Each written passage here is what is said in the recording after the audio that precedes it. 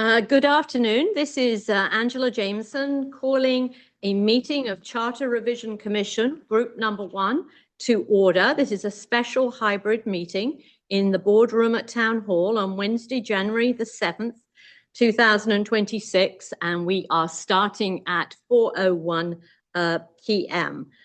The first item on the agenda is the roll call. So I'll just go around the table if I may. Mr. Paolo. Here. Mr. Case. Here. Mr. Labrie. Here. Ms. Jameson here. And I do not see anybody. Oh, I do. There's one person on Zoom that I see. I think it is Maria Norton. Is that correct, Ms. Norton? Yes, hi. Hi. Okay, very good. I'm just going to make a note of that so that we can include your name in our minutes. Very good. Item 2, minutes. There are no draft minutes for previous meetings because this is our first substantive meeting. We've only had an organizational meeting thus far. And under this item, though, I just want to say that Bertram Moses has provided us with a template for the minutes of the group special meetings. And as I did the agenda for this meeting, I will do the minutes this time round, and I'll use that template, and then I will circulate it to the members of the subgroup first before posting it to the website. Thank you, Andrew. So we've also had Mr. Brooks, Town Treasurer, join us. Just make a note of that. Hello, everyone. Good afternoon. So the next item on our agenda is a theme-based discussion of appointed boards/commissions versus elected. And so each of the subgroups, as most of you will know, have been allocated themes as well as specific articles of the town charter to research. And I said that I would start the discussion of elected versus appointed boards and commissions. So I've just got a few prepared remarks just to get the discussion going. You may or may not agree with me, and that's, what we need to discuss. So citizen participation is a cornerstone of New England local government. And of course, the municipality is the primary unit in Connecticut of local government. I want to emphasize that both elected and appointed boards/commissions serve the end of citizen participation, but in different ways. And also that in Connecticut, we have a lot of variation in terms of the particular government form that municipalities have adopted and whether or not their boards/commissions are appointed or elected. So I did an overview of the boards and commissions in New Canaan. Have the commission members all got a copy? If not, I can give you a... Yep. And I'm going to share that, if you just give me a moment, on the screen so everybody else can see that.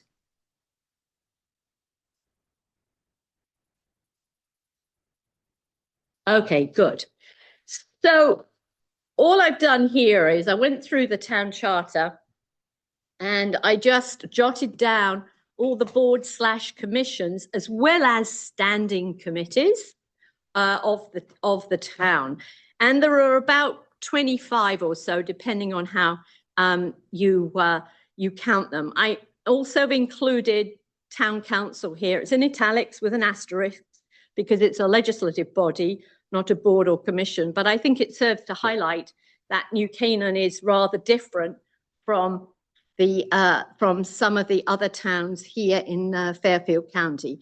And the 6 I looked at are the 6 towns that the Board of Ed uses most often when it's making comparisons between the school system in New Canaan and elsewhere because of similarity in terms of demographics and size. So at a glance, you can see that although New Canaan has some elected boards and commissions. It has fewer than than other towns in this area, but all the towns have many appointed boards and commissions. And some of the towns listed here have commissions that we do not have. So I haven't listed those. I've only listed the ones we have in New Canaan, and then made comparisons where Wilton, Darien, etc., had the same commission or one that was very similar in function. But all these boards and commissions that we have are extremely different in terms of their function. Some are legislative, have legislative powers. Some are regulatory bodies. Some are just advisory. And my view is that the Charter Revision Commission is very likely to make a decision on whether an individual board should be elected or appointed on an individual basis. That, you know, there isn't going to be one size fits all.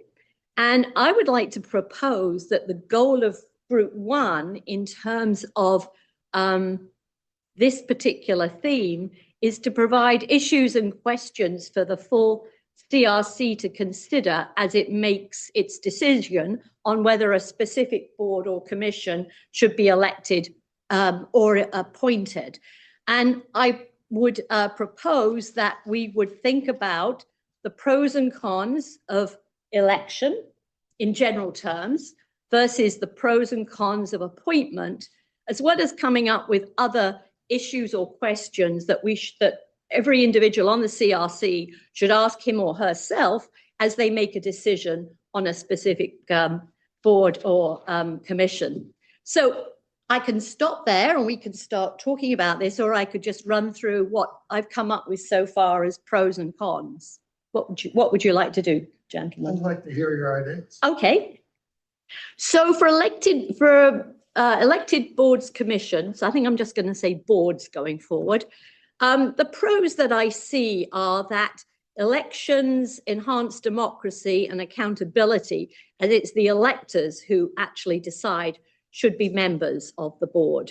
I think, too, you can argue that elections enhance checks and balances, as members are less likely to be individuals close to the first selectman or the board of selectmen.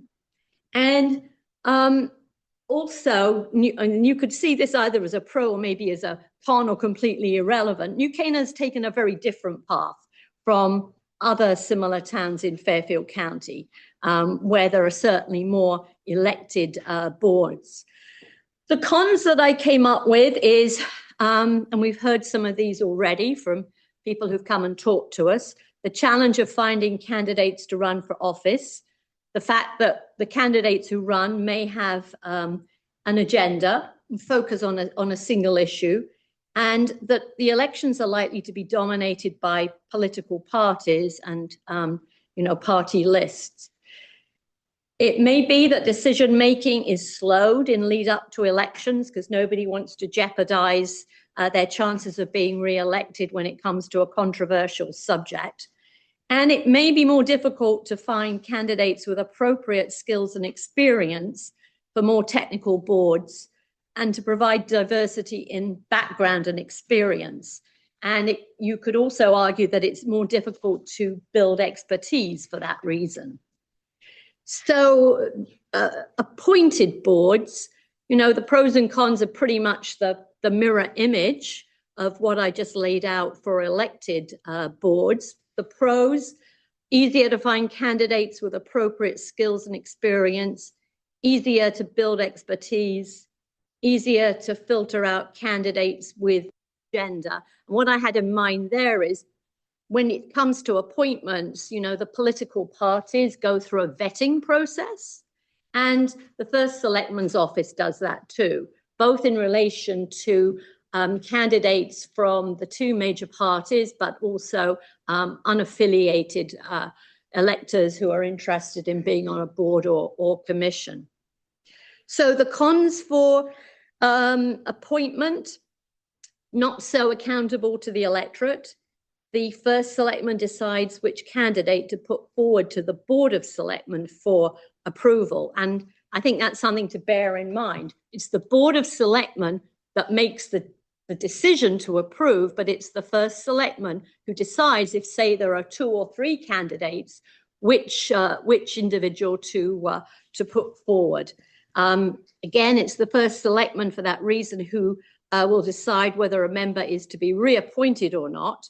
And also an issue that the political party of the first selectman and or the majority on the Board of Selectmen dominates boards, particularly smaller ones, if the town charter doesn't specify otherwise.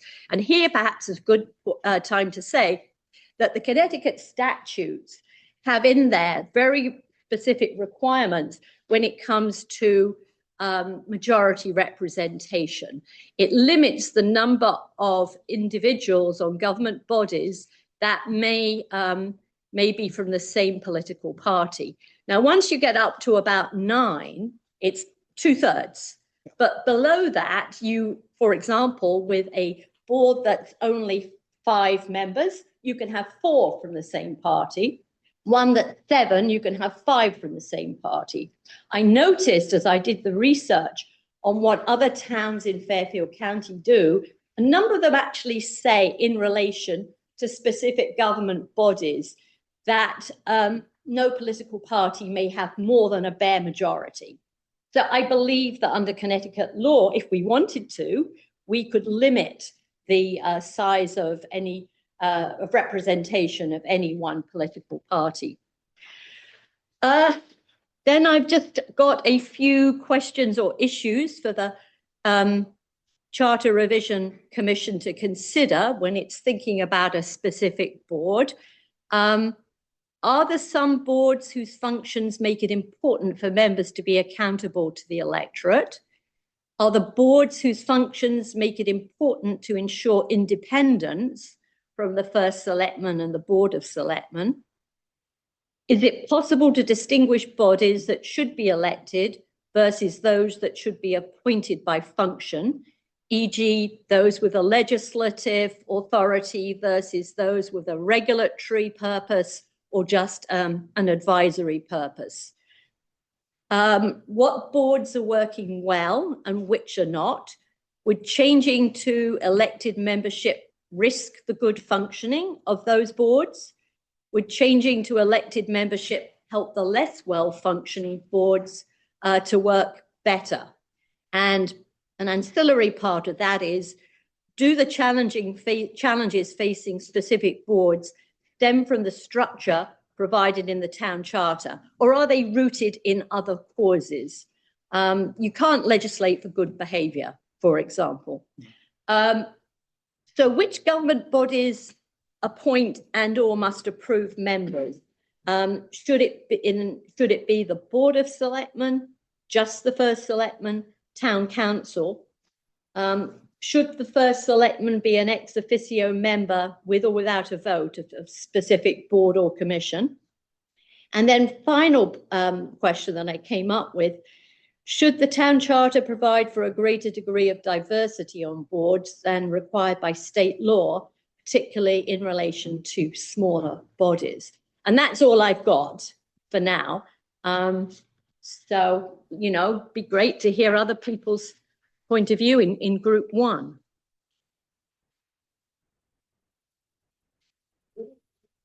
Go for it. I think that's excellent. Oh, that's very nice of you to say so. And, I really would not take anything out.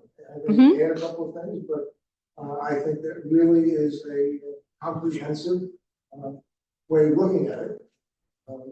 And I took a literature review approach.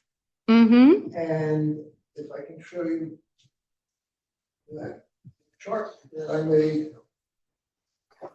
Oh, yes. Really, thank you. Thank you. You would think I was reading over your shoulder. Okay. Maybe I was reading over yours. But you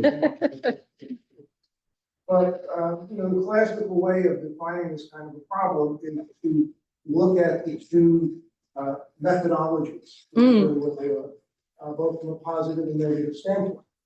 And reviewing about 10 articles, online position papers that people have written. These were the themes that kept coming through consistently. And I bolded what were really the important ones. There. And I think this directly parallels points you made.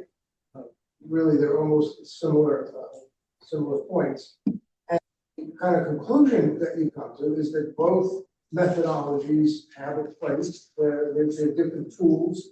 And so the question is how best to apply these tools. And coming out of that, what I suggested here is that there was really two things to consider. The first is, what are you trying to achieve? What is the goal? And I think that in discussing elected versus appointed so far, we focused on the operations of the methodology, but ultimately, it's what we're trying to achieve. If you could take these pros and cons and put them on a timeline, you would kind of see that the pros for appointed come early in the timeline. It's very efficient. You get people in place early. You have a bigger pool of candidates and so on. And the pros for elected come later in the timeline with accountability and responsiveness.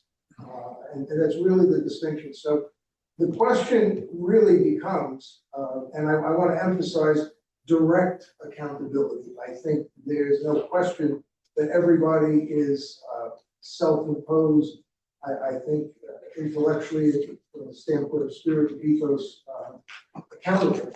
But direct accountability, people who say, I don't like the job that you've done, or I do like the job you've done, as opposed to the very indirect accountability that you have with appointments. So the first, I think, is the goal of what you're trying to achieve. And because that's how we'll know if changing anything becomes successful down the line, because we'll evaluate it against that goal. The second point would be the context into which the change is being made. And I think one of the points that you pointed out is the board functioning well. I think in all cases, from what I can see, the boards are functioning well at this point. So the question becomes, what is it you're trying to achieve by making the change? Do you want the benefits of the upfront process, efficient, specialized policy implementations? Then, if you go the other way, it becomes more of an outcomes, which is, I really want them to be responsive to the residents or groups that are speaking to them, as opposed to appointed might not, because they'd be more focused on who appointed. So I think your very well overview and this information supported you. I don't really see any conflicts. Thank you. I would add one point on the second page. I touched on this last night, but I think it's important to mention. When the Charter Review Commission in 2016 did their job, in the second page, the third page, the top of the third page of the Charter Review, they had a statement that said, as part of the Commission's discussion and analysis process, due consideration was given to ensure good governance. We'll certainly agree with that. Proper checks and balances of power, certainly agree with that. Avoidance of potential conflicts of interest, that's a good idea. And the institution of modern day best practices. We would certainly embrace that. What they didn't put in was accountability. And I felt that was missing, because if you remove accountability, the entire argument for elected collapses. That is the central post to the elected intent. And on the same idea, if you look at the points that were made, you can accomplish all of those either through elected or appointed. So I felt the aspect of accountability was very significant at this juncture in the early process, and would suggest that we want to use that word, but I think the proper context, which I'm going to suggest, would be direct accountability, Meaning, as opposed to someone being, not, focused on their position and responsibility, which is not what we're saying. We're saying direct. That's my suggestion. Right, and because representative democracy is all about electing representatives that then make decisions. Yeah. But there's some point where you evaluate decisions and say, yeah, we like that one, or we didn't like that one. You know, or you did it right, or you didn't do it right. And, so that would be the intent of the right.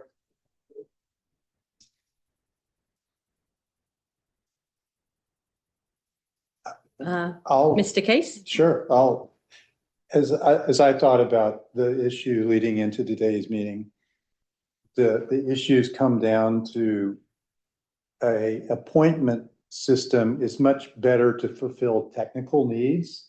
And many of the commissions, boards that we have can become quite technical.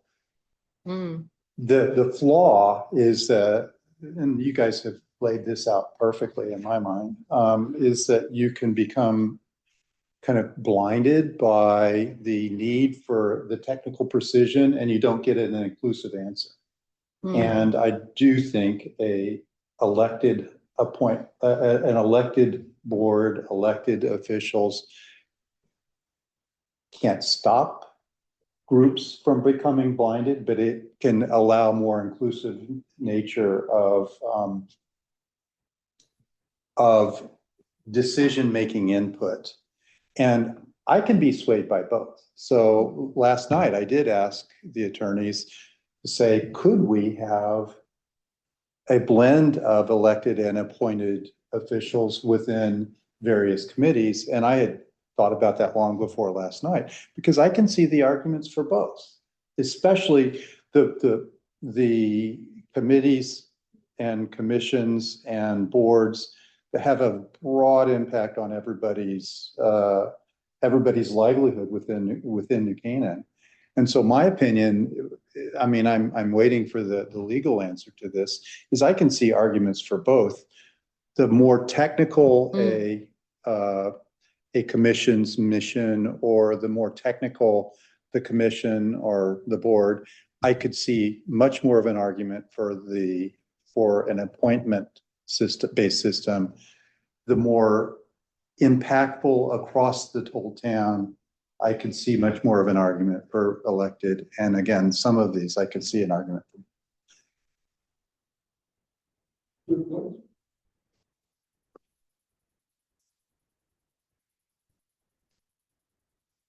Mr. Burt LeBrie? I think that this accountability issue is a red herring. I don't think it's real. I think it's brought up. It's well-meaning, but it doesn't really mean anything, because accountability occurs whether you're appointed or whether you're elected. And the exact opposite of accountability, which is self-dealing, corruption,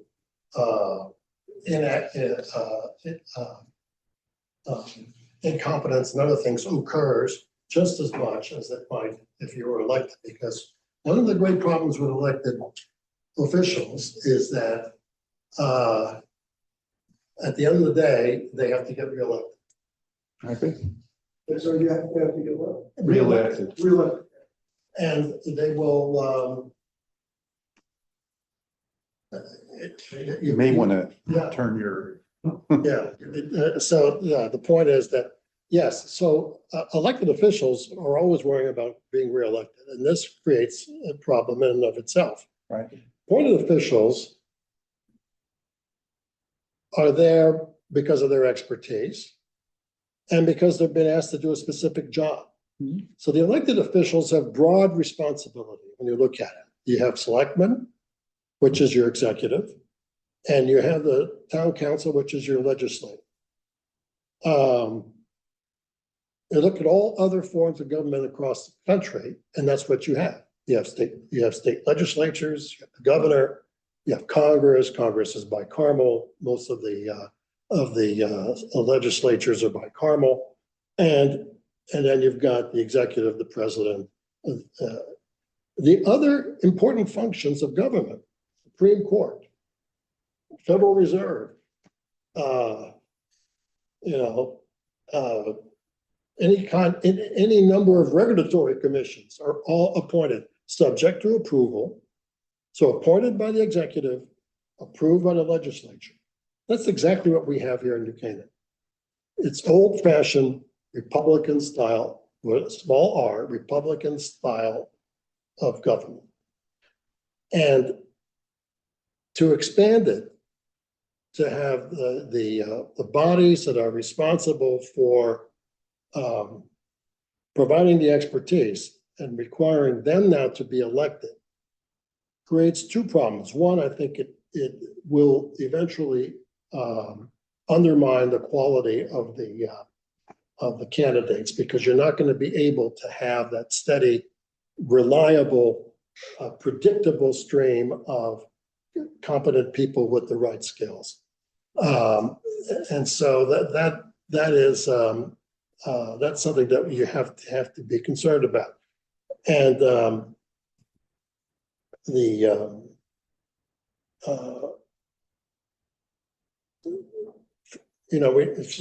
that's kind of where I am right now on this. I mean, I don't see accountability as a great issue. I think that it exists.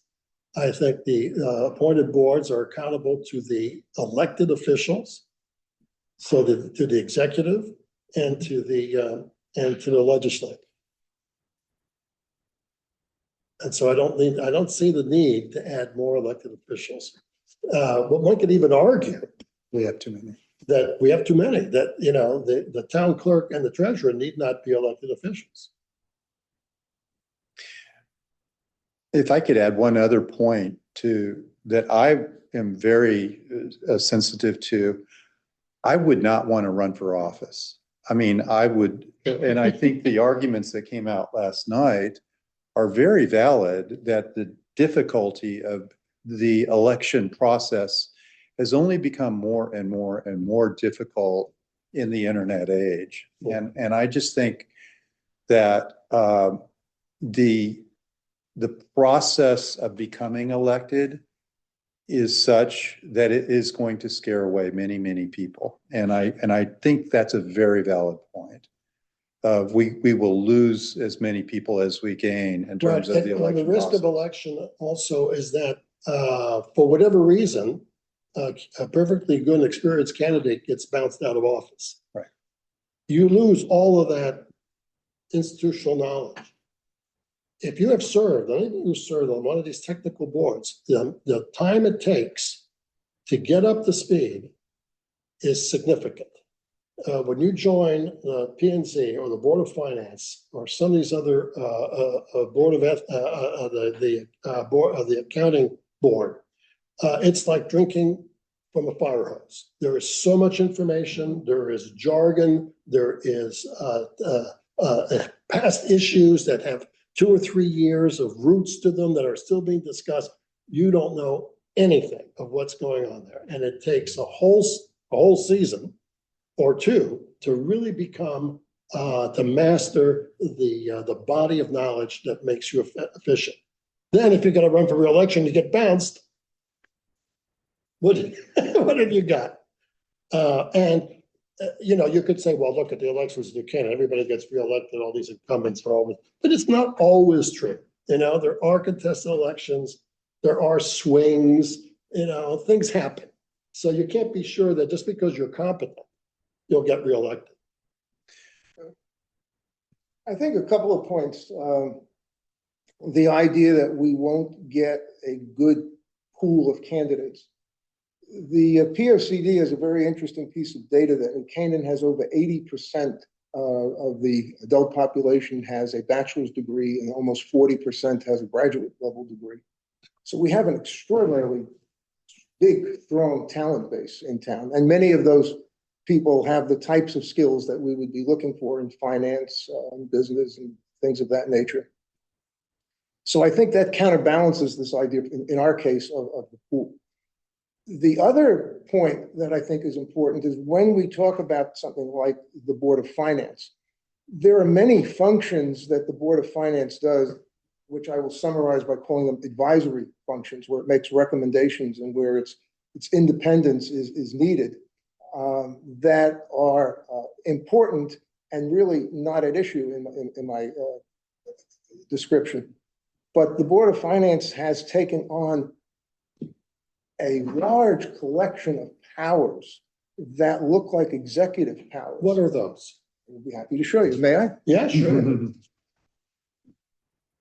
it's easy to say that. I And understand. have it sit out there as if it's facts, Yeah. but it's not necessarily fact. Do you have another? Oh, pardon me. I'm sorry. Thank you. And I would just say that we need to post these I to the will public provide that. package. I didn't know what, I didn't want to give you everything. because No, I didn't know. no, Okay. I understand. But Understand. this layout here of town council, board of finance, town treasurer, this comes from the org chart that has been produced in the town budget. So this is just from an organizational standpoint. That's all that is.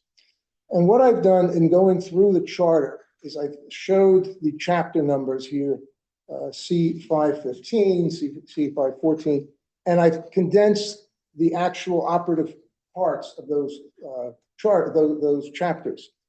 And what you see is that the Board of Finance, I was trying to get to this last night, but I just think the process of the meeting didn't allow for it.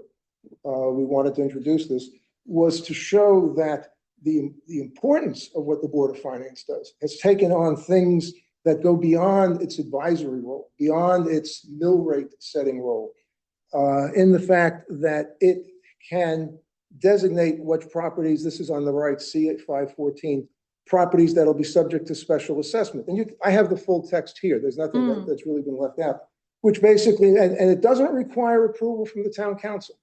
Does not. I checked it again last night.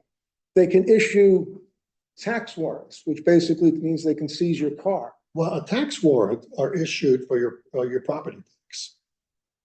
But When the mill rate is approved, a tax warrant is signed by the Board of Finance, and that allows the tax collector of the town to collect property tax. Yes, but it allows the tax collector also to enforce. It's an enforcement. Absolutely, Right. and when people don't pay their property, Right. there have been a few examples of this over the years, where after going through all bankruptcy courts and everything else, the property is finally put up for sale, not by the Board of Finance of the town of New Canaan, but by the state of Connecticut. And then the Yeah. proceeds, part of it are used to pay the back taxes Right. back to the town. They Just an have- example of this, 2 or 3 buildings last year. So So they could I so- just make a couple of Yeah. observations? Sure. I think the discussion we're having is very important, but it's underlining what for me is a bit of an issue, that the subgroups have been allocated themes, but the subgroups have also been allocated specific town bodies to Right. research. So there will be a discussion, but first of all, by the subgroup that has been given the Board of Finance, and then of the full CRC. So what is it that we, as the subgroup that's been given this theme, what is our role here? What is it that we should be producing? Which is why I wanted to propose that actually we don't provide recommendations on board A, B, and C, but we provide broad themes, questions that everyone should ask themselves as they think about whether, for example, the Board of Finances should be elected or appointed. Because I think if you asked every member of this full CRC, everybody's got a slightly different view about, which board should be elected, which board should be appointed. And I don't think even the only 4 of us in this room, we're probably going to come to a meeting of minds on that. So that's why I would like to suggest that we steer our discussion at a higher level, at a broad theme. But, feel free to disagree with me. That's a good point. How did this theme come into being? Somebody suggested it. Who was that somebody? Probably But- Kathleen. It came down from the chairman. I didn't just come down from the No, chairman. People threw out ideas.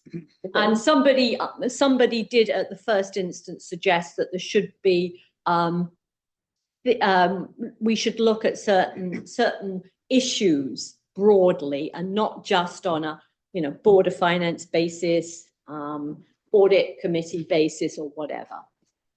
So you have the elected appointed team, Mhm. which we're supposed to discuss, and you have a number of other themes like term limits, so on. Yeah, Okay.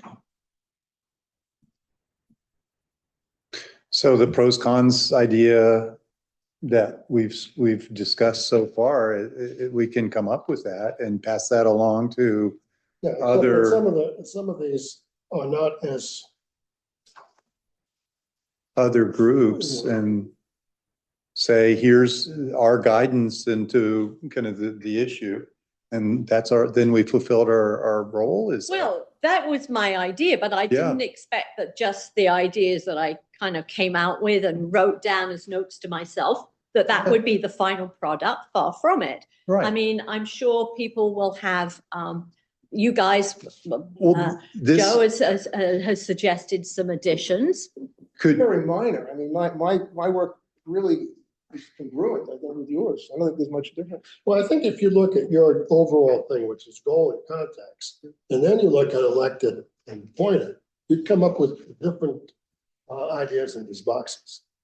Because if the goal, what's the goal of some of these boards? Well, and does it, in what cases does it make a difference one way or another, whether they're appointed or elected? And you boil everything down to accountability. But accountability exists in many forms, not just because you happen to get elected by 30% of the town residents. Well, half of 30% of town residents, 15%. as In a, some of these elections, that's the turnout. can I suggest as a path forward on this issue, we take what you've developed? Can we do this? Can we just do a wordsmithing chain between the four of us to Yeah. try Sure, to no, absolutely. And come I- up with yeah. something Yeah, big picture that we could pass along to the rest of the commission in terms of guidance, not on the Board of Finance or Yeah. any of the others, but guidance in terms of the issue of elections versus appointments and when it would steer one way, when it would steer the other way. And then we fulfilled our function as the overview. And yeah, no, I taking think that what makes a you've- lot of sense. taking what you've started and you've started combining those, and we just do an email chain in Well, terms of. why don't I'm, Well, no, What- I don't think we could do it by email. We Yeah. can't? Angela, this is Tucker. If you can hear me, I'm sorry, I'm listening. on the sure, meeting. please, go ahead. No, you definitely can't. That's conducting a meeting. You all are discussing something of which you have authority over, so you cannot be emailing back and forth. I think it should say this. I think it should say that. One of you can send your recommendations to the chairman. The chairman can then consolidate all of the recommendations, but you can't have a discussion amongst yourselves. Okay, thank you. Well, how would this work, Tucker? I have got my notes in a Word document. I Mhm. share that with the other three members of this subgroup. They edit it, wordsmith it to death, rewrite it, send it back to me, and then I try and make a coherent document. Well, no, what you would do is somebody writes a draft. So you would write the first Mhm. draft, you would send it around. And then you get the drafts back. And then I think at an open meeting, we would discuss the various, rather than you trying to consolidate them. Correct. It's you in Right. the driver's seat and subject to all kinds of questions. You bring it back, all the drafts are here, we now discuss. So okay, we have to wordsmith We as a have to group. wordsmith it in real time. Okay, You do, Steve, because you're discussing the merits of it and you're not allowing the public to be part of that discussion or to hear the rationale behind that discussion. Okay, very good. So shall I do that? Yeah, that would be Try excellent. and add some of the points that we've discussed this afternoon that didn't come from me into a draft. Yeah. And then I send that to you guys. Send it to us, we'll Yeah. read it, make edit notes. For ease of debate, we should share the notes, everybody's notes, everybody will come back with 4 pieces of paper. Angela's original, I'd have yours, I'd have his, okay, and vice versa, and then when we reconvene, we then do a little wordsmithing. Might take a meeting or two until we get to a final Yeah. piece. That sounds, Yeah. I don't know of a better way. Yeah, and then it's Yeah. open and, Good. and- That sounds like a and good- Verifiable if anybody Yeah. wants to watch That the sounds- video. What would be the time frame that you would want to have our response back to? Oh, well, first of all, I'd have to come up with a draft to share with you. I mean, I got rough notes at the moment, but I'd hope to kind of do that by Next our meeting. next meeting. And we all have our I mean, comments I back to think- each other by the next meeting, Yeah, and I we think just keep February on doing it. 25th is our, we have to get everything back. Right. No, but we have a meeting the 14th, Yeah. right? This subgroup, Yeah, so, we Yeah. would reconvene, We- we could make that another subject. If we're not ready, we could table it okay. to the Yeah. next meeting. Okay. Well, we'll do And that. remember, we're meeting not only on the 21st, but also 26th. Now, Yeah. 26th is a closed specific meeting, but the 21st is another date. And, Right. we could say, let's try to get that piece wrapped up by the end of January, which would give us 3 more meetings to have goes on. I mean, at a Because certain I point, actually think that it will be more helpful to the full CRC if we provide something sooner rather than later. I do too. Otherwise, we're producing something after people have already kind of, clarified their thoughts on Board of Finance or, Zoning Board of Appeals or whatever, I think we um, should shoot for getting this done next meeting. If we can, that'd be if we great. can. Yeah, Yeah. Okay. Okay, very good. Well, shall we move on? Hi, Angela. I raised my hand, but happy to wait. I had a thought to share on the theme that you were just discussing relating to, appointed versus elected. Absolutely. I'm sorry, is that Mr. Brooks? It is. Hi. Hi. I'm sorry, I can't see you on here. Do you want to share your camera? Share your, I can see To him. the point. Yeah, we that's can see there probably it is. because I've got my shared screen on. Yeah. No, unfortunately, I'm calling in from a place with not great lighting, Okay, No, it's all right. Go ahead, Dave. Go- so but anyway, I'm go off ahead. camera. We can see you. We can But see your I'm icon. hoping to We come know more you. in person. Unfortunately, I wasn't able to be there in person today. But one thing, I know one subject has been accountability has come up, but I think another topic for food for thought is independence, right? Because when you're elected, and I'll use my own office as an example, only because again, I've been doing this job for 12 years, so it has a lot of different examples I can draw from. But if you have, say, an appointed person, they are in many ways, pressure is put on them to, according to the way that the person appointed them, wants them to act, versus if they're independently elected, they, it creates an extra check and balance in the process. So there was a few situations 8 years ago or even longer where I was being asked to sign checks that had not been properly authorized by the town bodies, right? So I being independently elected, I was able to push back. I did not fear retaliation for my job or anything like that because I knew I was doing the right thing for the people that elected me, our community. Now, I'm not saying that situation may arise with some of these other boards and commissions, but I think it's something to think about, the importance of independence in certain situations like that, where if you're, appointed, you may not have the same level of independence as you would if you're independently elected. Again, different situation maybe for some of these boards and commissions, but I just wanted to throw that out there. And then the only other point, Chris, you had mentioned, I liked your analogy on, we elect an executive, we elect a legislative. But I do want to point out in Connecticut, at least, and in many states, we do elect a lot of other people too at the state level. We elect a state treasurer, we elect a secretary of the state, which oversees the town clerk function at the state level. We have a state controller that's elected. We have an attorney general that's elected. So we have a lot of elected officials at the state level, within that executive branch, we don't just elect a governor and then they have all the power to appoint everyone else in the executive branch. And I think that's by design, right? That's democracy, right? Where we have checks and balances even within a branch, so that any one person can't overrule the rest of the people in that branch of government, and that you have different perspectives and different constituencies represented in that branch of government. So anyway, I just wanted to, I'm happy to answer any questions or share any other thoughts, but that was something that came to mind. Thank you.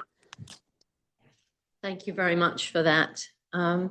Okay, well, I would suggest that we move on, and I would just say, being very mindful of time, that we need to allow ourselves, I think, plenty of time to talk about item 5, future interviews and agendas. So it's now 10 to 5, we've got until 6, but I would say we would need at least 30 minutes, and that's work we really need to do today. Yes. But if you think we're going to need more than 30 minutes, we want to maybe move to that by 5:15. What would you like to do? I think the only other item is Article 1. Yeah. So Well, do you want to just do number 5 now and then move to Article 1 afterwards? No, I think we should stick with the agenda. Okay. okay, but so should we have a hard stop then on Article 1, say at 5:15? Yeah, it's fine. Is that okay? Is that okay with you, Joe? We'll get it done by then. Yeah. I mean, I think a lot of these discussions are not going to be over anyway in one meeting. There's a little more excitement in Article 1 than you may think.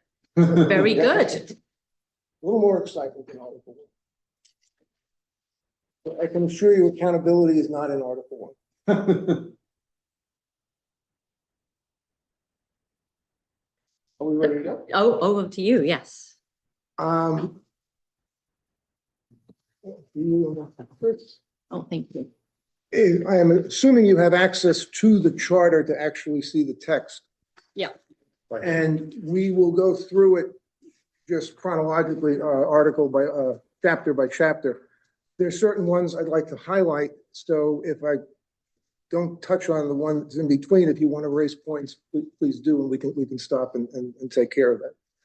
Article 1 is quite fascinating because it's overarching. It covers an enormous span of control, and it's kind of eclectic in some ways when you look at other charters where we have definitions for some words, but not for other words. And some of the other charters I looked at had virtually a glossary of words, which in some cases really weren't necessary.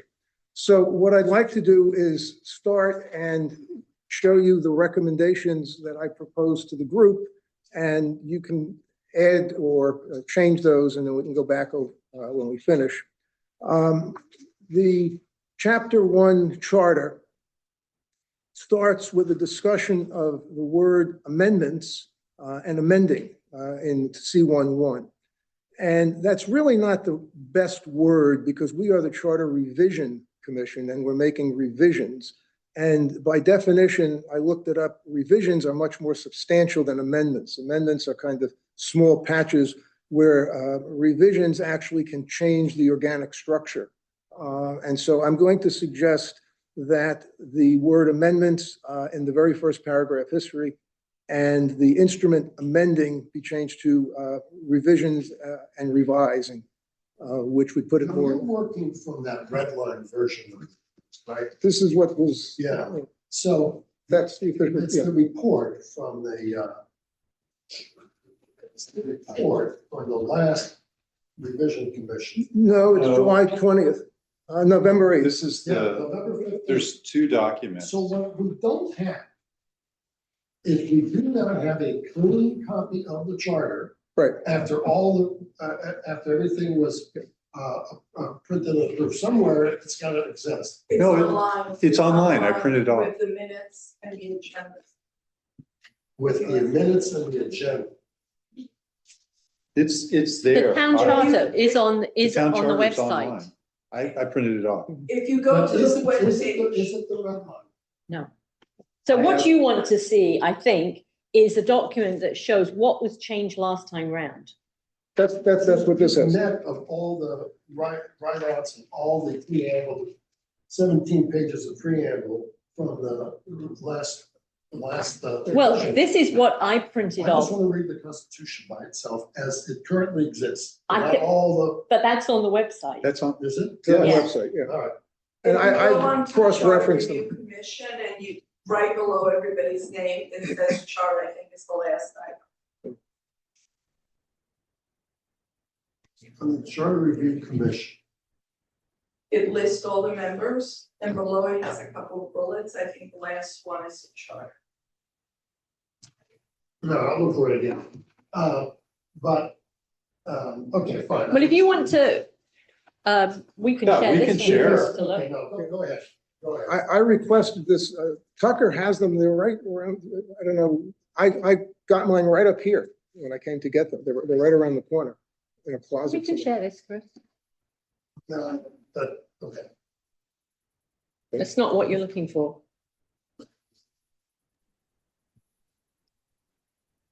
No, that is one of them. I'll find it. But that's fine, I've got the other one. It's just more cumbersome than the other. Oh, Okay. okay. Okay, that doesn't come, okay.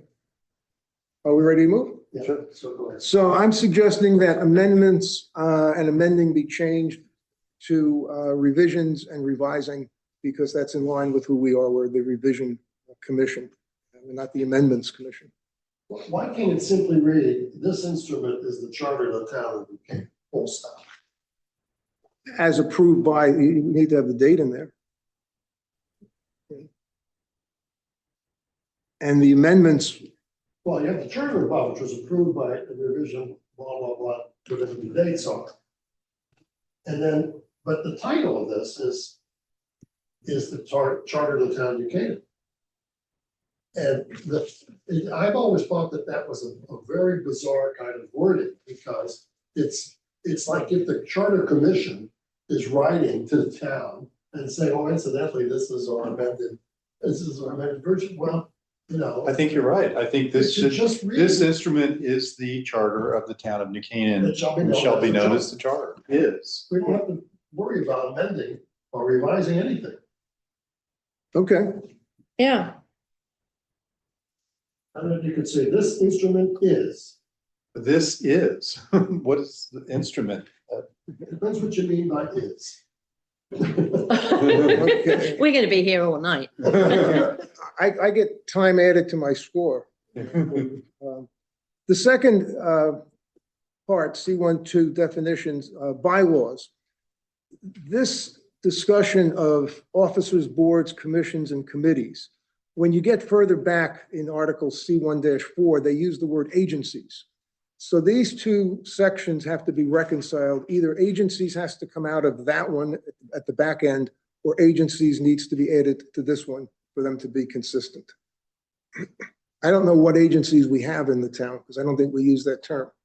This has been driving me nuts. I mean, what is definitionally the difference between a commission, a board, and a committee?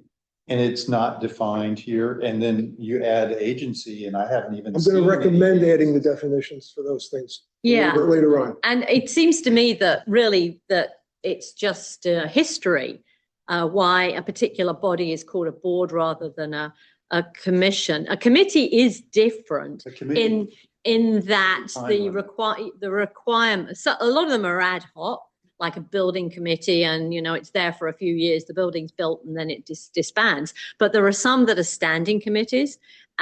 TDAC, for example, Tourism and Economic Development Committee.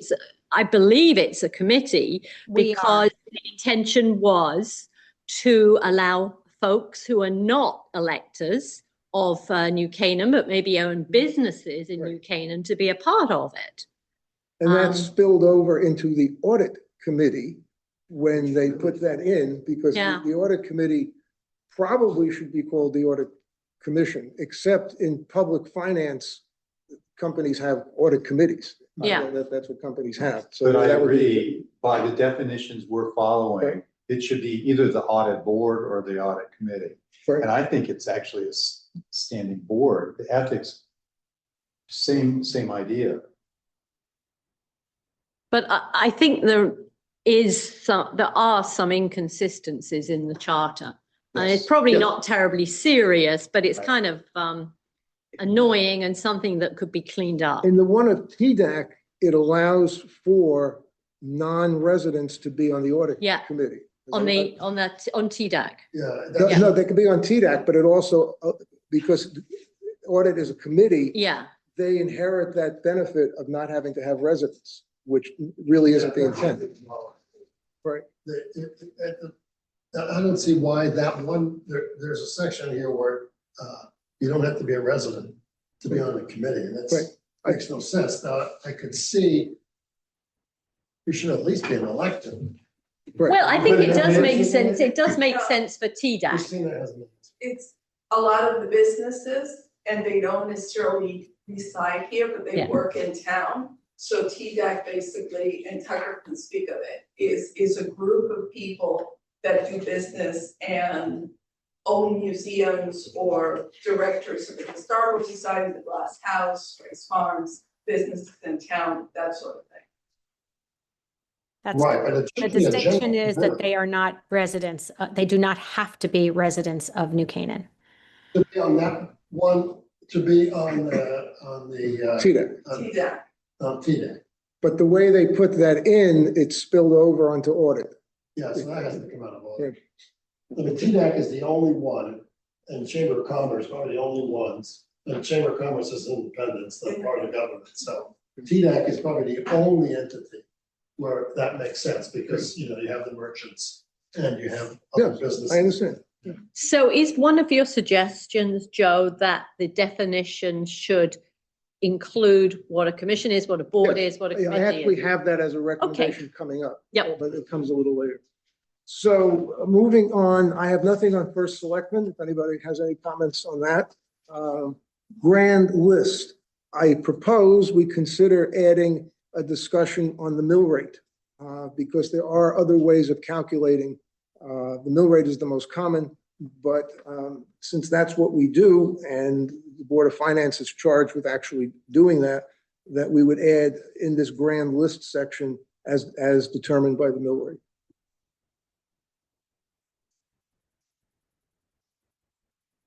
Well, this just sits, the grand list really just lists the assets Right, that are resident of the town, not even, they're not assets of the Right. town, they're assets that are resident in the town. Right. The mill rate, determines the tax on the asset. yeah,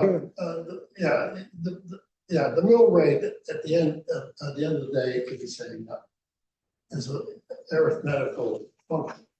You know, the real important number is the amount that needs to be raised by taxation divided into grand list. And that gives you your mill rate.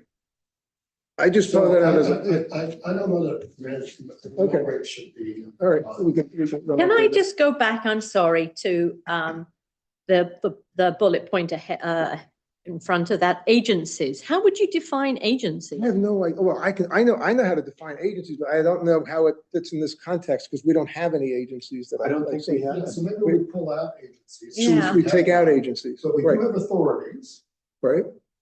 we do have Boards, departments, right? we have boards, commissions, committees. Yeah, there's going to be a section coming up where we talk about adding in the definitions. We have several authorities. Well, for example, I don't think the We have a housing bureau. authority We have is a even parking- mentioned in the town We- charter. No, it should. We have a parking bureau. Parking bureau. But that's, Yeah, we have a that's bureau. part of town hall. I mean, that reports into the first selectman.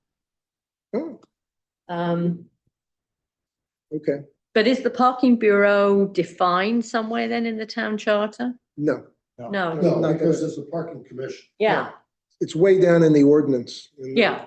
Section. Yeah, but that's just, aren't the ordinances how the town chooses to organize itself? Or- So I think we're saying we'll have a list. Purview of charter. We'll have a list of definitions for these departments. I think we agree on that. I have nothing on highway. if anybody wants to add anything on highway. Office of Trust or Emolument, ordinance and ordinances published. I'm recommending here that in the published section, it says right in the middle, a newspaper having a substantial circulation in town. I contend that the Wall Street Journal has a substantial circulation in town, but nobody would ever get their New Canaan news from the Wall Street Journal.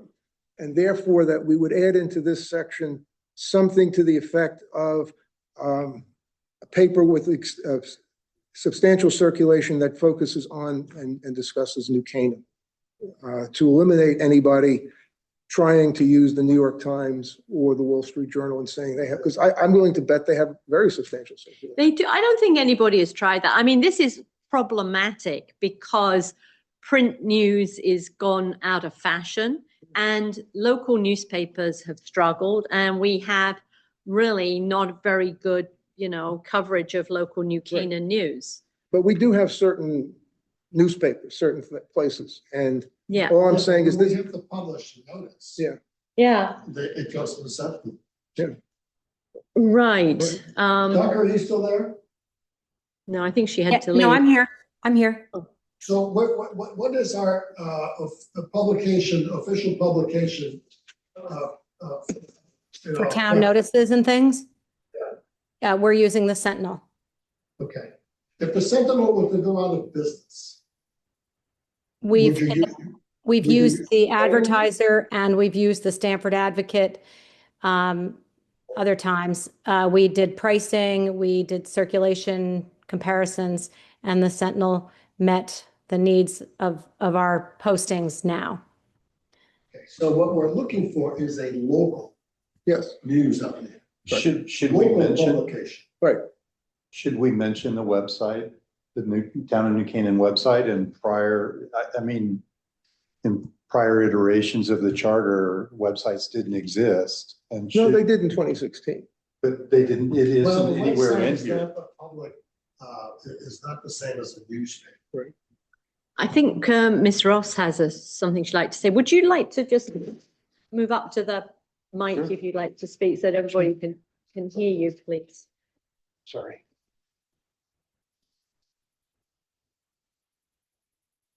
The state of Connecticut is considering, and I think it's on trial now, but I believe in November of this year, it's going to be approved that the towns may publish on their website instead of in publications because it has become so expensive. But we can't just change it right now until we know for sure that that's going to move forward, but you can allow for it. Yeah, so here's what we can do in the publication, we can say local publication. And such other means of communications that might be approved by the Connecticut General Statutes from time to time. Sounds good. Okay. And then And Tucker here again, if I can just add, I would very much support adding the Town of New Canaan website on that listing. We spend a lot of time, we have a weekly communications meeting. We spend a lot of time making sure that the website is literally accurately updated almost on an hourly basis. So I would say we would add that. And Christina's absolutely right. This is something that towns have been pushing for a long time to allow us to put postings on the website rather than spend all the money on the advertising. Right, but for the moment, it's not authorized. Correct. No, it's not. You have to do the publication piece. So I think the correct language for this go around is a local publication. I don't know how you're gonna fix that, but. you know. I can fix it. And what might be permitted under Connecticut general statutes from time to time. And then if they amend it, great, then we can do whatever the state says. Why don't we mention the website? Well, because. If we're when- doing it anyway. Because, I don't know, you could say, but you're not allowed to use it then. To mention it in the context, you have to be, you'd have to have a parentheses after the Connecticut general statute from time to time statement saying, for example, town website, if such were ever approved. I think it would be useful to reference the town website because then someone just looking at the town charter code wouldn't All right, then let's do necessarily that. know. And let's put after that from time to time, approved, CGT approved from time to time, parens, for example, e.g., the town indicated website, should that ever be authorized. Yeah. Ms. Ross? Just to clarify, there wouldn't be anything wrong on the town publicizing it online as long as we do the print work. Yeah. Right. So that could be a way to transition from one to the other. Yeah. Yeah. Oh, that's even better. Absolutely, because I mean now meetings are posted on the website, and you know that is a practice. Okay, so that's even better. So let me say local publication or town website. Oh, and town website. Yeah. Okay, that means for the next 10 years, I have to vote. You're going to. But there's no real cost. You put it on. Well, isn't this something that could be changed? Cost in the press. But isn't From the that press, something yeah. that could be changed by a town ordinance once the state has approved? If the state doesn't approve this prior to the revision of the charter, town charter? It's a That's why I question. think at the end, we need to add, as the local Yeah. publication or the town website. Subject to, subject to, let's change this to CGT as they may occur from time to time, something like that, that way you're covered. Okay. Ms. Ross, what do you think? Yeah, I think that's fine. It's the transition, I think, would be in our favor, but I think that you can add that but you have to clarify that the publication can end. I don't think it's worth doing an ordinance to amend the charter, and I don't think it would be valid because the charter stands up here and the ordinance is here. Well, this will be a first, second draft, so we'll have plenty of time to But wordsmith it. I think, you know, that's the spirit of it. So we want to, the website is good, but we want to be up to date with whatever the state authorizes, so that if we don't have to do a publication, then we can just drop it. Yeah. Agreed. Okay. I got it.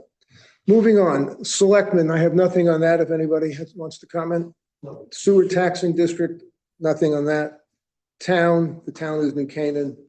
Town council, nothing on that. Town seal. This is, I think, worth talking about, and there's several pages on town seal. Essentially here, what I found is that towns like Trumbull and Fairfield actually have descriptions of what their town seal is. There's an official description. It's got to be a certain size, it's got to be a certain color, it's got to have certain elements. We don't have any of that. The other thing is other towns, and Southington was really the best example. It's in your deck, a couple of pages down, has a very specific description of protections of the town seal, as who can use it, when it can be used, and I would advise us to consider putting in some language to protect the use of our town seal from, I'll call it, creative, adventurous individuals or parties that from time to time tack the seal onto things, and then you see complaints in the press of, you know, they're using the seal and they shouldn't. Officially, according to the state statute, the guardian of the seal is the town clerk. And the town seal is assigned to the clerk under section 7-101.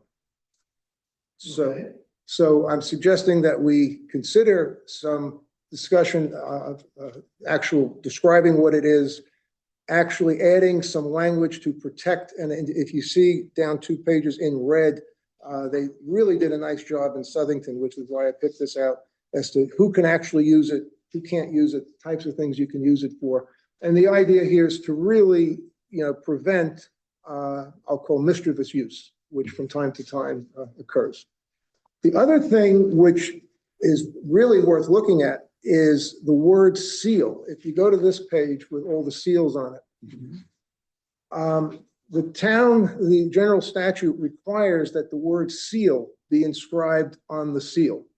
And I provided 4 examples of Wilton, Greenwich, Norwalk, and Southington, where they actually have seal on the seal. Buchanan does not. Now, there is, and this gets very dicey, some ancient language in the general statutes about if the seal was in use before 1899. And I'm going to ask the town clerk at some point. So there could be an escape where you don't have to put seal on, but we have to have a discussion that we might need to add the word seal to the town based on statute 7-101. Yeah. Any idea who it is on the horse in the seal of Greenwich? Post road. Oh, it's the post road. Yeah. Oh, wow. And then it was the post. Yeah. Our seal, some of them are quite elaborate as you look at it. So that's, any disagreement or support for that point? Thank you for doing it. Yeah. Yeah, I think Yeah. it's good to keep this. Yeah, I mean, it may not ever be used, but it doesn't hurt to put it in there. Yeah, the town clerk is the decider Yeah. of it. Now, the next The point town, sorry, the town clerk is the is the decider. decider. Well, is the guardian of the The seal. guardian. Yeah. Of the seal. Yeah. So if you wanted to use it for some benevolent organization, she can say yes or no. Yeah, You can say very yes or no. good. Now, those are the official definitions, but I'm going to suggest a couple be added. We have a mandate to look 10 years into the future. And as you know, artificial intelligence is coming center stage real quick. And I'm suggesting to our group that we advocate the idea of adding some language to the charter on artificial intelligence. And I've laid out a sample here. This isn't what it has to be, but just the first of all is to define it. I used the IBM definition, which was just easy, but we can come up with a definition of what artificial intelligence is. Technology that enables computers and machines to simulate human learning, comprehension, problem-solving, decision-making, creativity, and autonomy. I suggest adding some language to the charter, something like this. And there is a lot of precedent now in Hartford, in New York and California, in a lot of states where they're putting in early language on artificial intelligence. Some of it is around building screening profiles. I mean, you could pretty much assemble somebody's life as to the books they read, the products they buy, and they want to discourage that in some ways. But here's an example of what I think types of guardrails that we would consider putting in. No town official, elected or appointed, or town employee shall be replaced or have their authority or decision superseded or infringed solely by artificial intelligence. Well, that's pretty drastic. You know, there may very well come a time within the next 10 years when all kinds of functions, both at the municipal level and in the business world, are done by artificial intelligence. I'm not sure that we really want to preclude that by putting definitions in the town charter. And I also wonder if artificial intelligence becomes more prolific than it is now, if it isn't something that maybe town council would look at to somehow put guardrails out there through a town ordinance. Ms. Ross, do you have a, yeah. And I just don't want us to put anything in the Constitution that then really prevent anybody doing anything for the next, making any changes the next 10 years. You realize, of course, this is protecting the appointed and elected officials by saying that the machine can't override. That's what this is intended to say, that if we went through the appointed and elected discussion, so let's say the Board of Finance is appointed, that's the way it is. All of a sudden, the artificial intelligence says, nope, we're not going to do that mill rate. We're going to do a different mill rate. Well, I think that would be a decision for the Board of Finance or some other body and bodies in town government to decide the extent to which artificial intelligence would be involved. As town employees, Yeah. because unfortunately, I can see where redundancy, town employees would come about because of artificial intelligence. So we can take that out. And then the second point was, But if you're a town official, because they still exist by this charter. Right. Yeah. So no town official elected or appointed shall have their authority or decision superseded or infringed solely by artificial. That's a different statement. Okay, that's the one I'd like. But to I'm not advocate. sure that I even see the need for that. I just feel that we're in such early stages of the use of AI that it's hard for us exactly to foresee how it could be used, how it could be useful, how it might be dangerous. And I don't want to, personally, I don't want to prescribe the use of AI in the framework document for the And town. I'll agree with your point of view. I just think we're so early on to being prescriptive about how it could be used in a charter document is premature. Okay. Well, do you think, so Christina, as a practical matter, if artificial intelligence became a hot issue in a year or so, and an ordinance were passed by the town council, that would be, and then the next charter commission could take a look at it and say, look, because things have changed so much, we did have this finger in the dike, the ordinance, but maybe it needs to be elevated to this. That's maybe it's too far in advance. That's how it would work. Is that how it would work? Yeah. I'm gonna go with Steve and Angela. Okay. But I'm glad you raised it. Yeah. Thank you. Another suggested addition is the inclusion of an organization chart. Norwalk has one in theirs. Some other towns do as well. And this is a suggestion on the next page to use, if this is the org chart, or whatever we decide, the town decides is the org chart, that's what we would put in.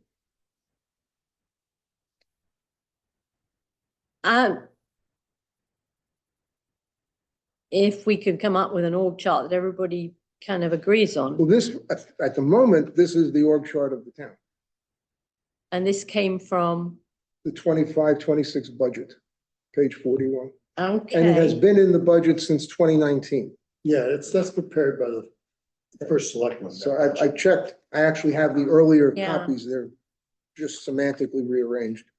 while we're on the subject of, an org chart, something that I found very helpful when I was researching whether boards, commissions were appointed or elected in other towns, I think it's Westport, has a chart in its town charter that lists all the boards and commissions and whether they're appointed or elected. And I like that. We talked about that, maybe having an addendum to the charter. It says these, as of the date of this charter, these were the existing. Yeah. entities. Andrew? Yep. Thank you. I agree. Having this in the charter, organizational charts change all the time. Mhm. Would this need to be amended? Yeah. In the charter every time?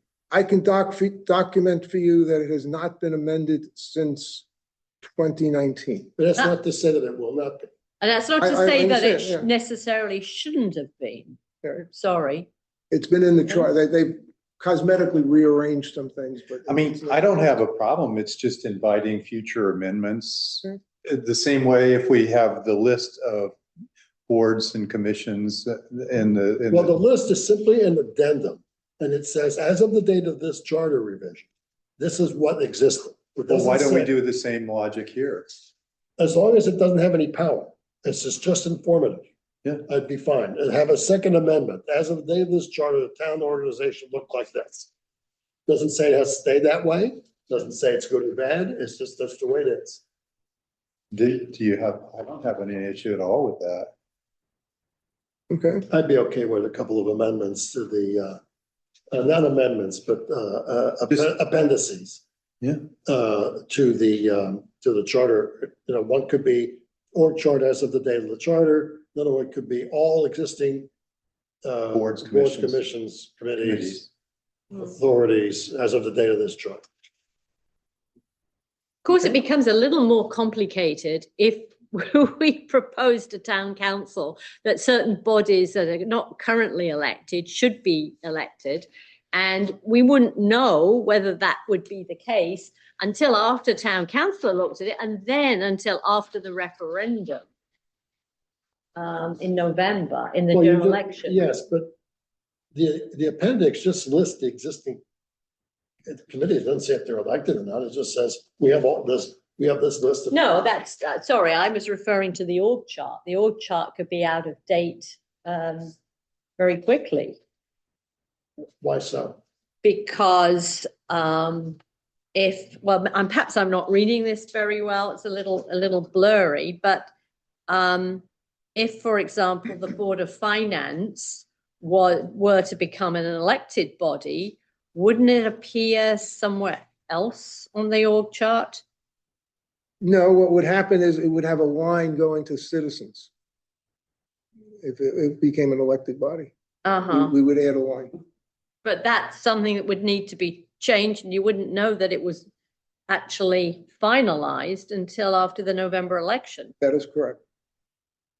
That is correct. So the org chart could be out of date by the end of this year. Yes, well, the intent would be to use the approved org, however the voters would vote to make Yeah. the updated org chart. Okay. So is it the decision of the Angela, I group, just no want org to point chart? out the time. Oh, I'm sorry. Thank you very much. No, We only have 5 minutes more. okay. The P and Z is not on the sort chart. P&Z. Yeah, it is. Yeah, it is. What? Planning and zoning with inland wetlands, it's together. Oh, it reports to the first selectman. Yep. I see.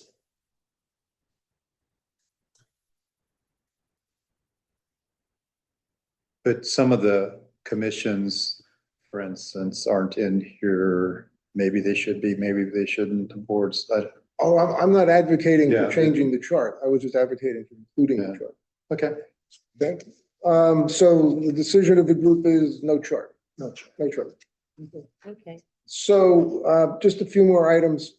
Under general provisions here, it says commissions and committees. This will be expanded to include boards, authorities. And I'm going to recommend that we ask Bertram Moses to give us the definitions, because there are a lot of different ones that I found, and they're not all the same. Yeah, maybe they would have good, solid boilerplate ones. Yeah, that's good. Sounds good. I think we should run that by the chair of the CRC, because I'm not sure exactly what the budget that we have for legal encompasses. To give us a few definitions. I would think that's within the realm of Reasonableness. reasonableness. Certainly, everything that we're discussing would be run by the chair and run by the larger Yeah. group. I mean, and there'll probably be changes, who knows, certain things might get put back. Okay, so C13 now, this is a long list of powers of the town. I researched this, and this list essentially comes from the general statutes. It's kind of a general statutes highlight. There's not original writing here, as far as I can tell. And in a few cases, I looked up, and the general statutes go much further than what these powers are. I'd like you to consider two things, which is right in the very beginning where it says the town's powers from the general statutes. A number of towns include, and the Constitution of Connecticut, Constitution of the state. So I showed you Wilton's charter, and I showed you Richfield's charter, where they both reference the Constitution of the state. And I thought for completeness, we should add in the Constitution of the state.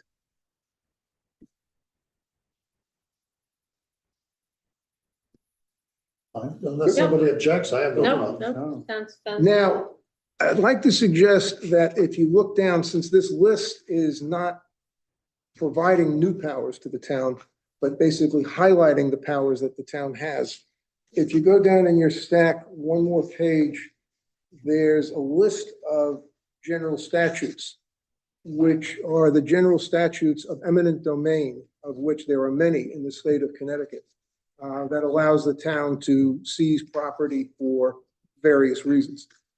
Number 11 basically summarizes that and says that, the town has the power to take private property for public use and pay compensation. I thought that was rather unfriendly And that since it's already in the statute, there was no need to repeat it here. I think it's kind of useful for, residents to know that the town could do Okay. this. We could leave it in. Yeah, which puts people on notice. Um, What would we put instead? there would just be a hole. I mean, Yeah. No. We take it out. Keep it. Then that concludes, what I have at this point. The only other point, is on C1-4 would be to add committees. Basically, the town power has the authority to establish ordinance, additional boards, commissions, and agencies. Okay, but it doesn't say committees. So, And agencies we don't have. right, So I thought we're dropping agencies, replacing them with committees. okay, we can do that. How I about have a authorities? question. Authorities. Yeah. I have a question. Authorities and committees. When a committee is formed, is the proposal put forward by the Board of Selectmen and then has to be approved by town council? Or can the Board of Selectmen just go ahead? Yeah, We have building committees and Yeah. all kinds of stuff. so But to me, the difference is a committee has a beginning and an end to it. Yeah. And commissions and boards Gonna go on. go on. And that's why I think some of the committees are misnamed. Well, if we get a good definition from our council, then we can go back and look at the existing bodies and I maybe think make it's suggestions that their names be changed. I agree. Now, can I say in the Okay. general powers of the town, Yep. it excludes the power to create schools? Talks about police and fire and, No. It says somewhere up in the very first paragraph that this is not to construe as limiting the powers there too, just right in that first paragraph. yeah, I see it. This is just a highlight. Okay, so it just it's such a major part of the town's kind of purpose is to create schools, and it just doesn't say it anywhere in the general power. Miss Ross has a comment to make. Just for the record, the town's responsibility is to fund the Board of Ed. We cannot manage it or tell them what to do. So that's why the wording is such as it is. Thank you. Okay, thank you. Yep. Okay. Okay. Does anybody want to add anything beyond what I suggested? No, I would just say we have to be careful with C1-4, that if we add committees, we recall that the Board of Selectmen has the authority to create committees. This, as it stands currently, refers only to town council. Who created the audit committee? Sorry. You should just say. You should just sit there. The town council can create a committee. Yeah, And really, it's the Planning and Zoning Commission appointed a committee recently to Yeah. go over certain things. So it's not limited to the Board of Selectmen or No. the town council.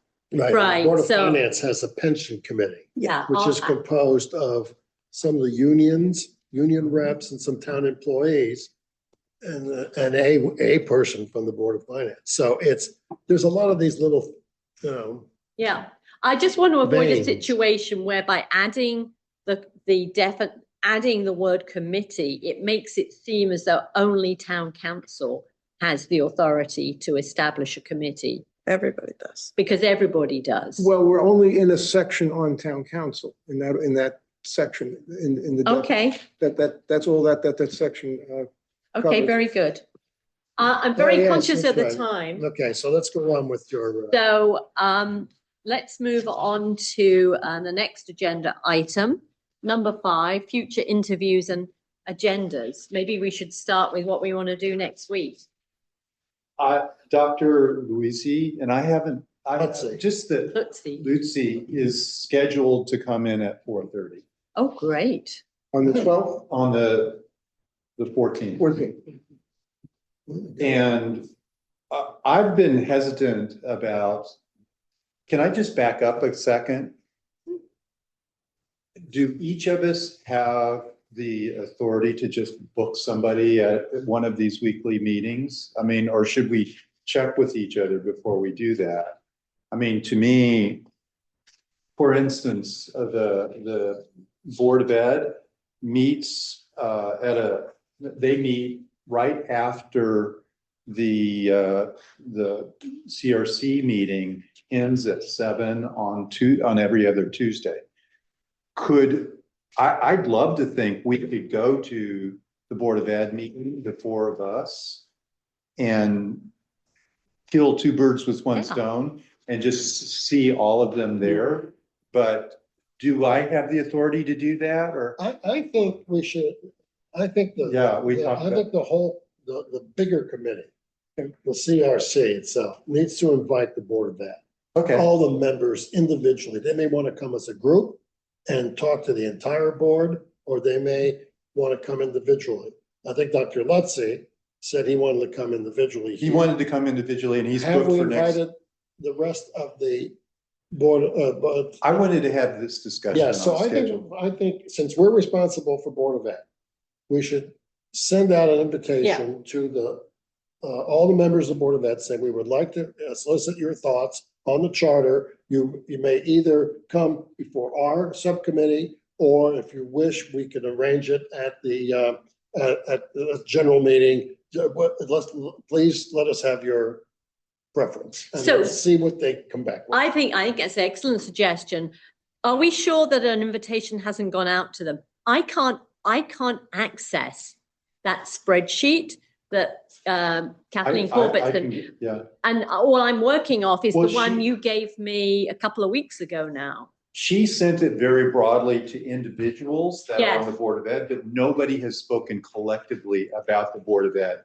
I've been waiting to go to the chair, to say, we'd like to get you on the agenda for this discussion of how do we go about doing that? I think that you, as the lead person of this subgroup on Board of Ed, should extend a warm invitation to all the members of the Board of Ed to join the whole CRC. I agree. Was it? Well, yeah, to simplify your life, as the representative of this subcommittee, Right, reach out to the chair of the Board of Ed and say, Mhm. here's what we want to do. You've got a couple, we want to solicit your thoughts on the charter. Here's a couple of ways you can do it. We have these subcommittee meetings, we have the general meeting, we could do it as a group, we can do it individually. What do you guys want to do? Yeah. Let's see what they say. so that's fine. But Dr. Luizzi wanted to do just this subcommittee, so he's booked next week. That's at fine. I think 4:30. that's a good That's great. introduction But to this whole now I subject. was just freezing. What should I have done with that information when I booked it? Just make sure it gets on the general spreadsheet that's being kept. And that's with Jennifer Holm. Jennifer Holm. Yeah, but I would copy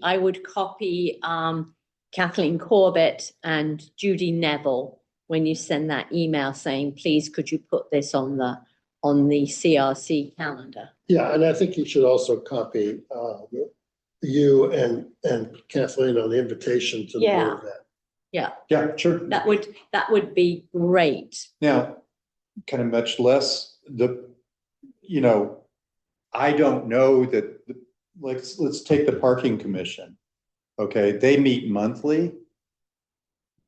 That they only meet via Zoom. I would think we collectively could try to zoom into their, at the date and time that they Yeah, choose. are we, go ahead. Oh, somebody's, Tucker here. Sorry, they do meet in person. It's a hybrid meeting. They did have a meeting scheduled for tonight, which was canceled because they didn't have any matters to take up. But they do meet in person and in a hybrid fashion. The next meeting will be in February. I don't have the date in front of me Yeah, I right think now. it was like the 5th or something. Yeah, I would suggest you follow the same route as you're doing with Board of Ed. Contact the chair, Chair. Nancy Bemis, and see how they would like to do it. yeah, I think in retrospect, we kind of overdid it with inland waters. We should have done the same thing, invite them to come. And then, because now it turns out that they're not even having the election meeting. some of the members may not show up because they're not interested in this. Well, So, I wouldn't like to presume that they're not going to show up. So. I would not like to presume that. But, you know, I mean, it's, Well, if I may say so, I'm very pleased that we're doing it as part of at the same time as the Right. regular meeting of the Inland Wetlands Commission. And now I'm speaking as chair of the Inland Wetlands Commission, not as a member of the CRC, because I want as chair to be as inclusive as possible. I want everyone who has a point of view to express it, and certainly not to be the case that only the chair, me, Gets to decide. gets to say whether I think, you know, the charter includes everything it should or not, or anything else, Okay. you know? So the protocol anyway, and I just didn't, I mean, we sat around this table and came up with the groups. We hadn't talked about the process. I'll reach out to the chair and be as inclusive as I can to the various commissions that I'm accountable for. And then there's going to be every one of the commissions, there's going to be others that aren't on the commission that probably have a point of view about the way those commissions are acting. And I would think those could be individuals that would be invited to the every week meetings like this. Is that? Yeah, Like, let's take parking. yeah, There's the parking bureau, which is 3 people that are technically the parking bureau of the town. I think we'd want to get their opinions too. new employees in town. Yeah, they're employees of the Yeah. town. or we could invite them. I would This- suggest to a subgroup meeting. Right, that's what I'm Yeah. thinking too. And I want to say, I ended up with the least to do. I'm sorry about that. Yeah. Because You're- I'm doing town clerk and that's only one person. No, But if it's a anybody group. wants me to help with anything, just let me know. It's not that much work, it's the Okay. process. What other entities do we have to cover? Well, there's the sewer and water board.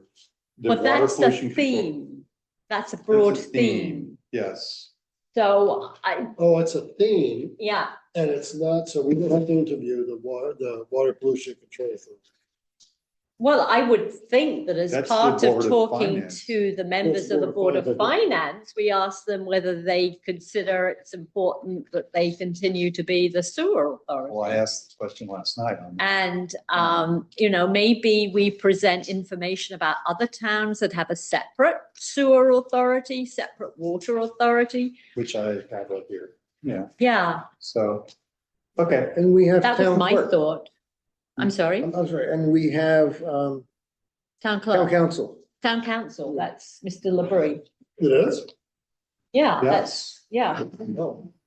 Here, I have the All right. divvying up right here if you want. Yeah. And I don't think that we booked town council. Again, we might want to do that at the full CRC. We've had individual members of, current members of town council who've come and given comments during the public comment period. Right. But we haven't kind of, you know, booked them as an institution. And there's also a number of people on the list that went out that were former town council members Yes, that are suggested that we talk to. So that's a big one. yeah. Like Rich Townsend, I know personally, and some of the other people. I mean, he's not on the town council now, but I would think there would be plenty of people with points of view about the town council that we should talk to. Well, maybe what we should think about, this is a suggestion, we reach out to the chair of town council. I think that he's already been approached to see how he would like to handle this. Yeah, because that was kind of that function, the town council discussion was kind of superseded by the CRC chair. She went right out, I think, to the town council. But She it was wrote 50 to or 60 everybody. people, yeah. on the Right, list. And then it's for us to follow up Right. when they reply, or if they don't reply, to resend the invitation. And that's Again. exactly where I'm at, for instance, with the Board of Ed, is nobody came back from the Yeah, individual board, so how do I'll we have to reach schedule? out tomorrow and see what he wants. Yeah. All right. So yours, by the way, town council and the inland wetlands are yours. Well, Chris has got the inland wetlands set up. Yeah, That's so, all set up, yeah. yeah. All right. So next week, And zoning, you're doing, which is gonna Yes. be a big one. That's on the 20th. that's on the 20th, so that's taken care of. But that's at the general meeting. Yeah. There are certain, I'm sorry. No, I was gonna say, there's several other people that were on the list for P and Z that was handed out at the meeting to potentially talk to also. And I'm just looking at this list. I don't know these people. I mean, John Goodwin spoke, Jeff Williams, Scott Hobbs from the Housing Authority. There's 9 P and Z members and 3 alternates. Sarah Carey for the town planner. She's coming to the meeting. Yeah. She is, okay. good. I would think that with P and Z, organizationally, it's pretty good. We've got the chair and I think the secretary, Krista Nielsen, and Sarah Carey, the town planner, coming on January the 20th. And then if other members of John P&Z, Engel came former last or current, they could come and at some other meeting and in the public comments section. John Engel came last night. Yeah. I mean, come to this section meeting too. Yeah. Individuals, I think of as this meeting more than the larger bodies, the smaller bodies, maybe we do it. But there are some government bodies where probably the whole CRC would like to hear what the members say. Like planning and zoning, board of ed, town Town council. If I council. remember the last time, though, what they did was they had, I'm just sure, what, on the Board of Finance, they had there was, of course, this issue about who should be the chairman, and so that was, so, but the first selectman was also the chairman. So that what they did is they interviewed every member of the Board of Finance individually, the subcommittees. But that was after an issue was surfaced. No, that was one of the issues that they wanted, should the Right. first selectman be the chair of the Yes. Board of Finance? Yep. Okay, so that was the issue. But that was not limited to Board of Finance. It was many departments, so commissions and committees that felt the same way. Yeah. Yes, there were a lot of them that were just so these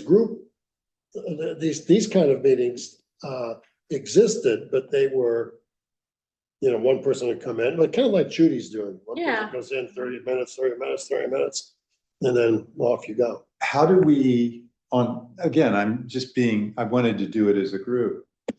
So let's just take next week as an example. How do we formally get the agenda up and running? I mean, you've been doing this. Well, I think And- I think that whoever's kind of Right. making the biggest contribution to the meeting that week should do the agenda. And then get it through Jennifer to. No, what you do is there is a template for a notice of a special meeting of the subgroup and of the meeting Oh, so it's itself. not certain, it's not already set up that we have a No. special meeting every week. No, you have to post a notice and an agenda, at least 24 hours before the special meeting. You can look and see what we did for today. I combined the notice and the agenda. For the 26th, Chris did a separate notice and a separate agenda, so. So for next week, I would think we're going to continue the discussions on all of the topics. that Well, we the started first thing is we're having Dr. Lutzi. At 4:30 and we're starting at 4:30. I'm afraid I can't That's fine. guarantee to be here earlier than That's 4:30 fine. next week. So that's the reason I. So, that's going to be at least 30 minutes, maybe more. Uh-huh. And then, We're starting at 4:30. yeah, Yes. Right, okay.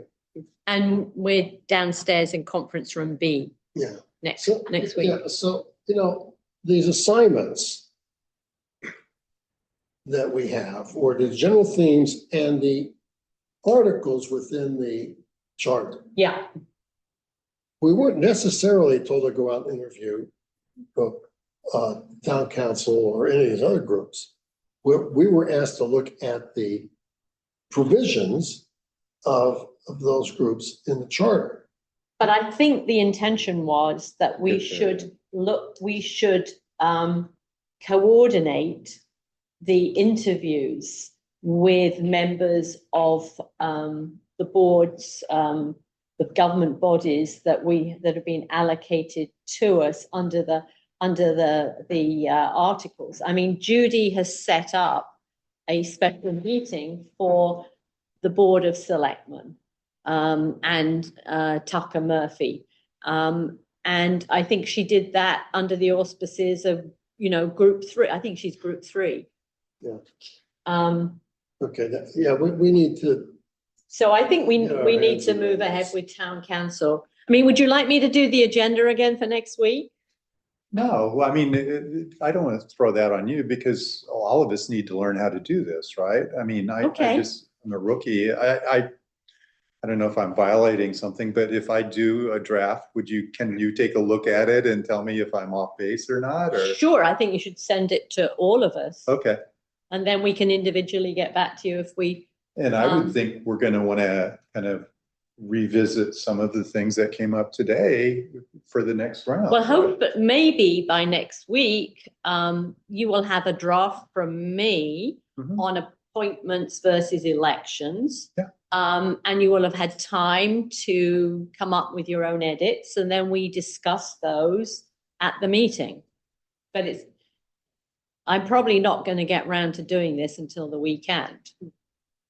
But I plan to revise what Yeah. we talked about on Article 1, and just for a point of clarification, we are free to attend to audit, to sit in on the other group meetings when they happen. Yeah. Yeah. Yeah. Okay, So I would think for next week, I mean, number one, roll call, call to order, 2 minutes.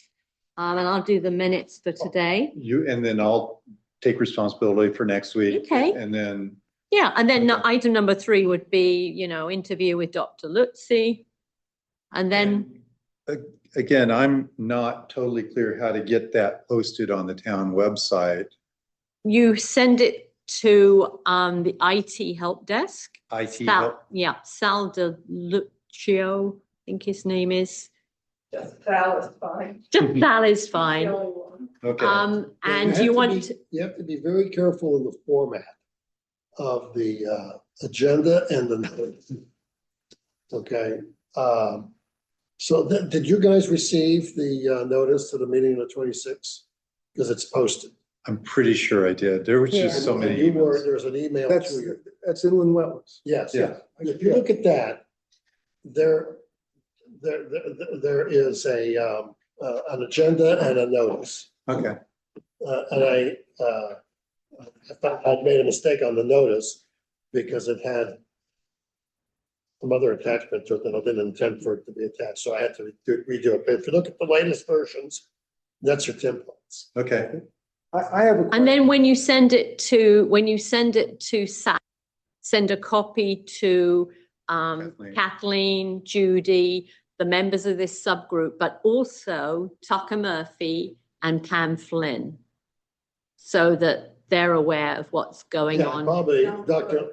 Oh, and Ross. town clerk. Thank you, Yeah, Miss Ross. Town clerk, yeah, well, records at town clerk, Well, Town hall records. town clerk records. Yes, thank you. That's a special email address. it's a And good Dr. idea. It's a Lutz. good idea to send it to Claudia's personal email, Okay. town government email address as well.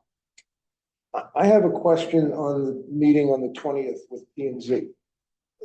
There was some discussion before last night's meeting that only the group assigned to cover Board of Finance would have been allowed to answer questions, which didn't happen. Basically, everybody could.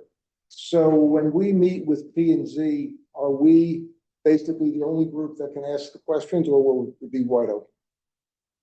It'll be wide open. That's what I would Yeah, add. I would think in. Good luck trying to tell the other The Right, other commissioners, they can't I'm not talk. advocating.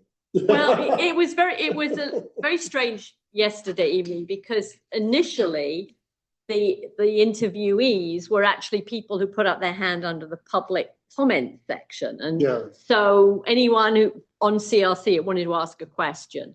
And then we had an agenda item later down with Todd Lavieri. And, I plead guilty. I put my hand up, said I wanted to ask a question. I don't, We all do it. yeah. It was an open meeting. is what Yeah. I'm saying. But Yeah. there- I don't know, if they're coming to the CRC, I don't should be think an open meeting. we don't trump the CRC, this group, so. No, I agree. I just wanted to be clear on that. Well, it's something maybe to clarify with Kathleen. When she's on dry land. Which is on- Or not in the, Okay, Indeed. so next week we have Dr. Lutzi, yes. first off. Then we will have on the agenda about the draft of something to share with CRC on the elections versus appointments. We'll have something on there for Article 1. I think we should have future interviews and agendas. And any other business, I would suggest we don't have because we're supposed to be very specific on our agendas. We don't really need it. Because they're special meetings. So they're special meetings and you do need adjournment. And we have to have a motion to adjourn. When we're ready, are you ready? Are we ready? Yes. Okay. Okay. You asked for a motion, you got it. Okay, so that was Chris and then who? Joe. Who seconded it? Joe. Okay, very good. And it was unanimous. Stop Thank the you. And recording. now I'm going to stop the recording. My glasses on.